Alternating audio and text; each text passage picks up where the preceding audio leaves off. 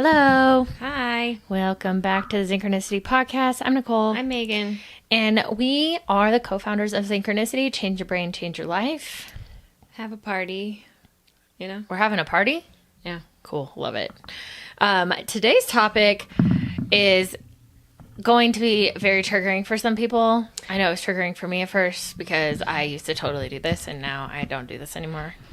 Actually, sometimes I catch myself. But normally I do it to Shiloh because I'm Shiloh's mom.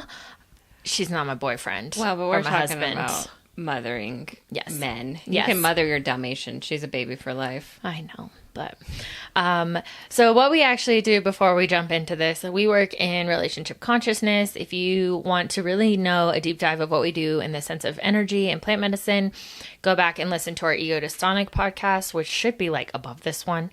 We should have already published it, but it's already out. Yes, by the time we're doing this. So that breaks down the understanding a little bit more of mothering men. And also, if you want even more understanding, we have classes and stuff like that. But mainly, we work in creating the best version of yourself outside of the imprinting your parents gave you.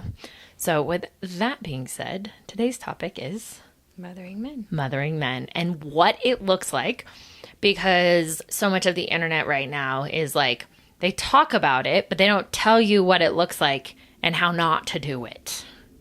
Simply put, They put it in this like super complex thing, and then you like read it and you're like, well, what the fuck does that mean?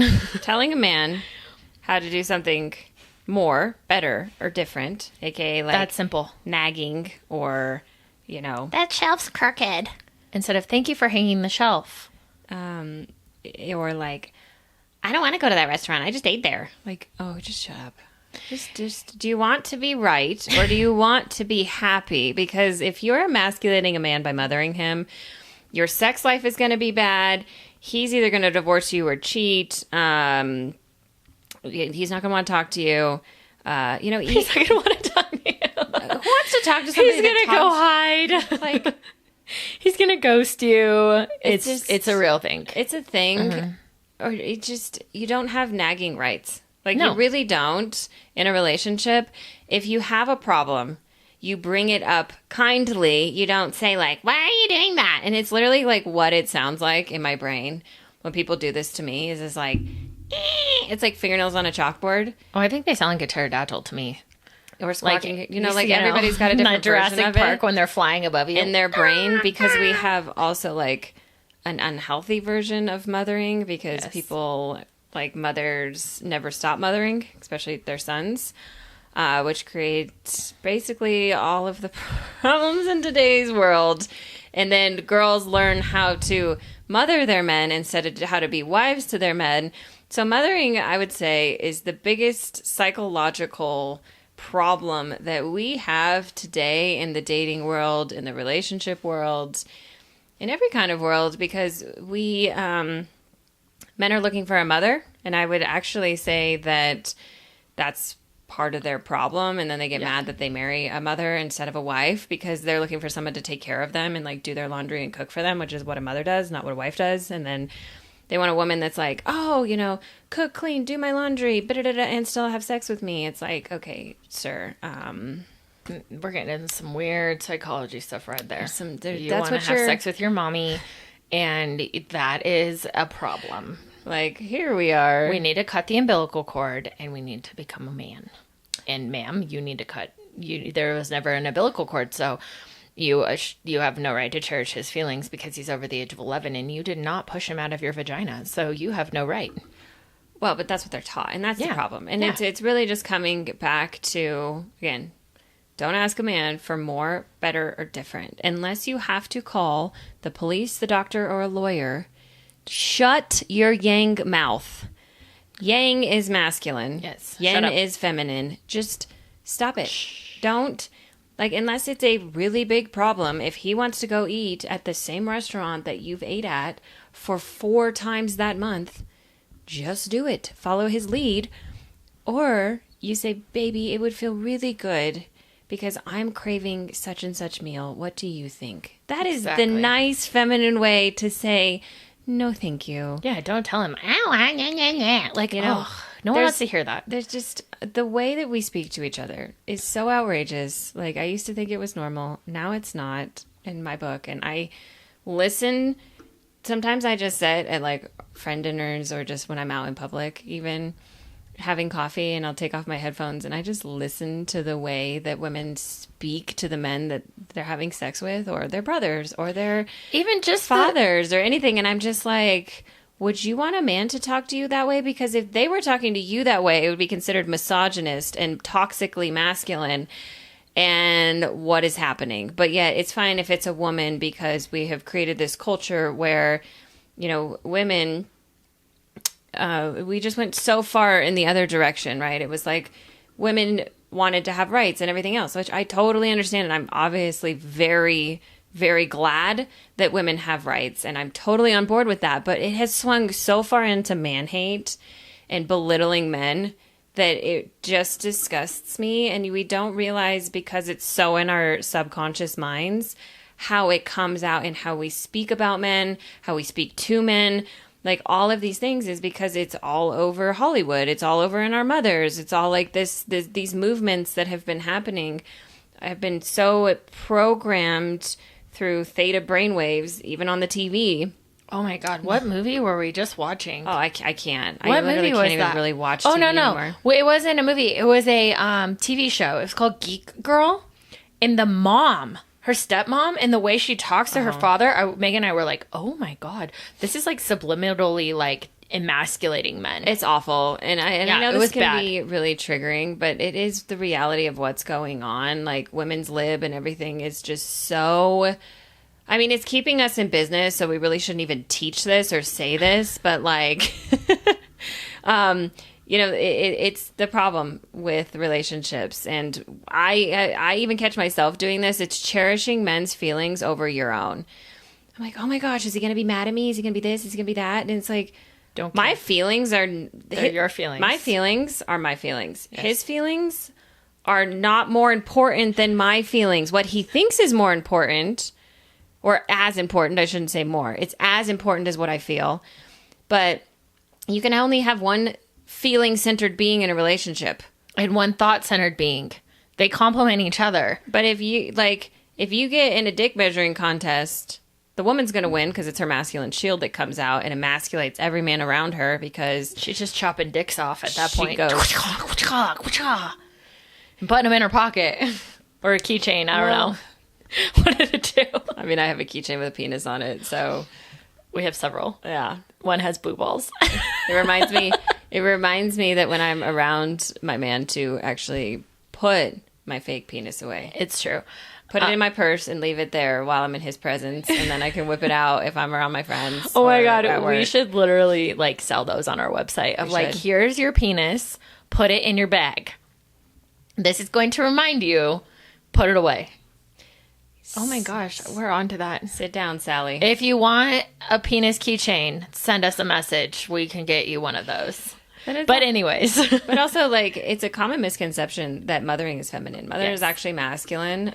To take care of another being, keep them alive, you know, all of the things is just it's. We think that because mothers, right? If we continue to mother our children past the age of 11 for boys, 8 for girls, you know, we're taking away their autonomy and their ability to be an individual. And, you know, it's actually so terrible. It feels good to the mother, but it's absolutely devastating to the child. And so, you know, when we talk about like inner child and this and that, this is exactly what we're talking about. Literally how you inflict inner child trauma. Because we just repeat the patterns, right? So letting men step into their masculinity. And actually, I was on a date the other night and a guy said this, and he said, you know, it's interesting that we live in a world where men are like, do no harm. And he's like, you literally have to be able to do harm for it to be important to not do the harm. And I was like, oh, that's really fair. And he's like, yeah, because like if you can't actually cause somebody harm, then A, you can never protect anybody in your life, and A, it doesn't matter because you're literally harmless. So men being able to give, protect, and cherish women children, the planet, animals, is what you came here to do. That's your sacred oath as the masculine. You know, the feminine's here to bring life, to give purpose, to be the beauty in the world. And we have both forgotten that and gone in opposite directions, and nothing makes sense, and everything's a shit show, and even the world, the earth, is fighting back against the imbalance. She's so pissed She's off pissed right now. off. She's like, California's burning. I'm like, yeah, this makes sense, because it's like, Not just shit's on California, there's fire. other things. We have to create balance again. And you know, again, we are not saying that women aren't capable of being better men than men.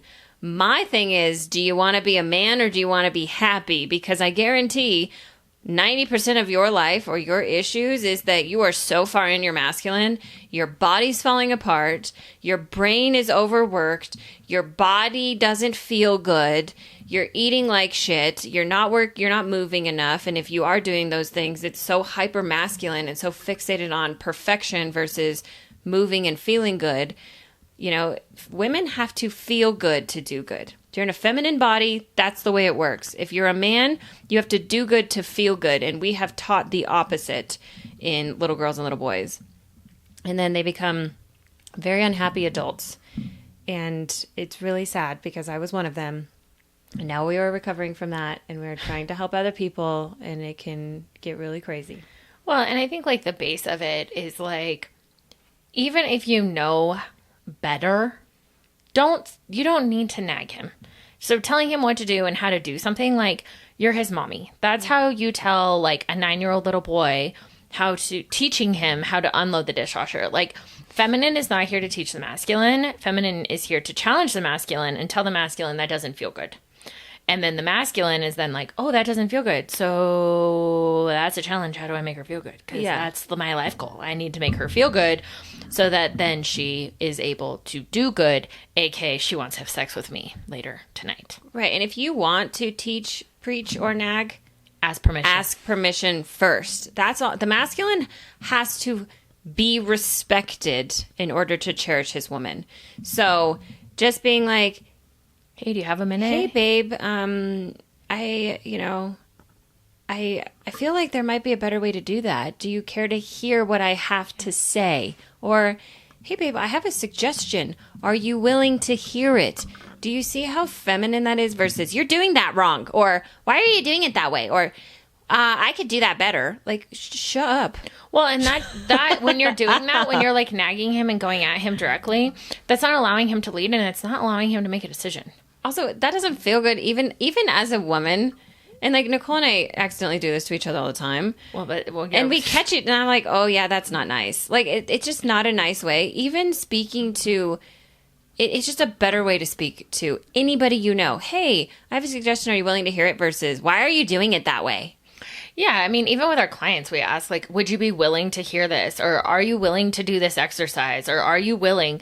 Because if it doesn't feel good, you don't, if they aren't interested, then it's giving them autonomy, and it's allowing someone to be like, no, thank you. Or also, we have to remember, like, the male brain, you have to switch them back and forth from things, because if they're so hyper-focused on work and you come in like a bull dyke, just bulldozing through, like, ah, he's going to literally not hear you. Because his, like, wife, girlfriend drawer is not open, and you're going to get mad at him because you're going to be like, you shouldn't listen to me. And then he's going to be like, I didn't even hear what you were saying. I was emailing my boss. Ever say I told you so. Yeah. To anybody, really, as a rule, but especially not to men. I told you so is so self-righteous. It's so arrogant. It's so negatively charged.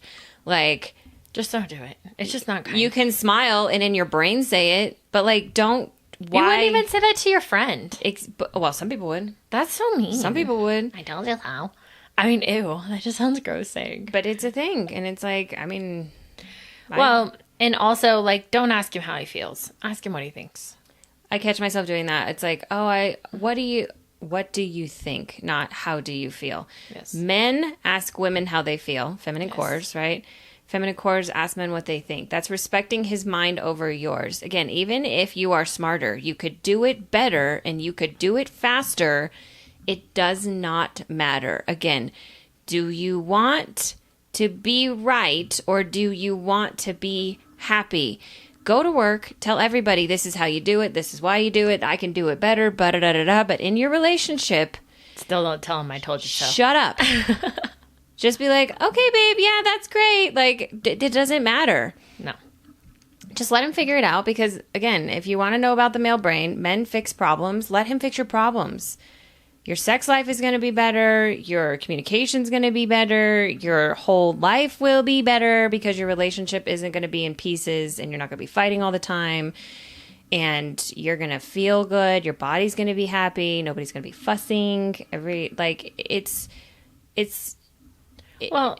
just a overall, much better life. Yeah, and like bossing him around, like telling him to do things, just don't. Or like to wear a coat, like or to how to wear cut a his coat, or how to cut his hair. Don't wear that, or you need to go do this, like, or putting out his clothes, or like half of the things that I have heard. I mean, we've heard some people talk about like, you need to go for a hike. Like what? Or you planning the dates, like, yeah, babe, we're gonna go out on Friday night at 5 p.m. and did it. I'm like, no.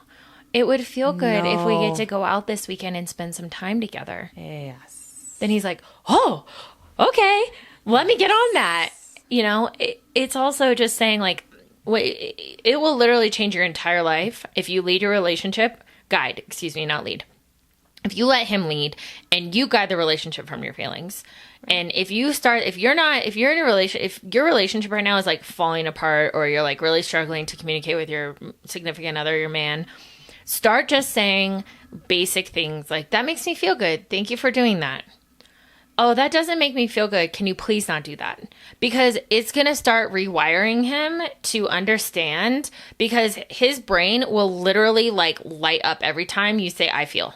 Because he goes into, oh, she liked that. I'm going to do that again.